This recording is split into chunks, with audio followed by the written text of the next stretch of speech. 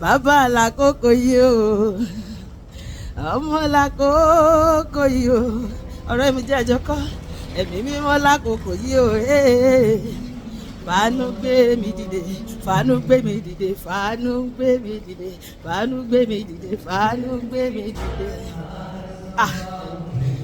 Láíláí kò gbọ́dọ̀ ṣẹlẹ̀, kò ní ṣẹlẹ̀ sí mi àti wọn ò ní fi kú mọ ògo wa, wọn ò ní fi kú mọ ògo wa sọpá mi.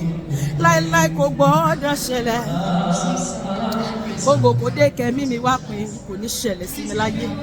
Láíláí kò gbọ́dọ̀ ṣẹlẹ̀ o, wọn náà sọ bẹ́ẹ̀.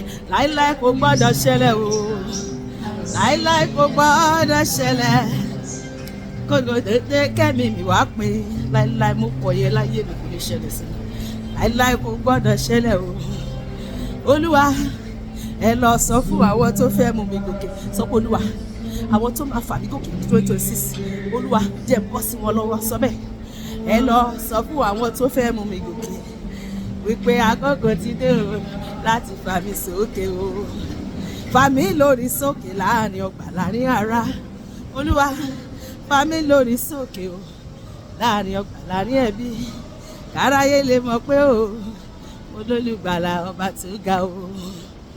Gbogbo àwọn tó rán sí mi dá Jésù, Olúwa, bí mo ṣe wọdún tuntun báyìí, àwọn tó rán sí mi, Olúwa jẹ́ kí n bọ́ sí wọn lọ́wọ́, jẹ́ n bọ́ sí wọn lọ́wọ́. Gbogbo àwọn tó rán sí mi dá o, àkókò ti tó, Olúwa fàwòrán mi hàn wọ́n. Bí o ti gba oorun lójú ọba Asuérùsì torí kò fẹ́ gbé Mọ́dékàì gba oorun lójú gbogbo àwọn tó ti rán láti gbé mi sókè láyé, àwọn tó ti rán láti fà mí gòkè. Má jẹ́ ọ̀rọ̀ oorun sùn mọ́ torí tèmi. Olúwa lọ fi àwòrán mi hàn wọ́n níbikíbi tó wà ní àgbáyé. Olúwa lọ bá wọn sọ̀rọ̀ nípa mi. Gbogbo ẹ tó rán sí mi pé kó jíṣẹ́ ayọ̀ fún mi lọ́dún yìí tí ò tí ì jíṣẹ́, tó takú tó warùn kè, fipá gba ire mi fún mi lọ́wọ́ wọn, fipá mú wọn kí wọ́n wá jíṣẹ́. Wọn ò gbọ́dọ̀ kórè mi kọjá 2025. No carry over.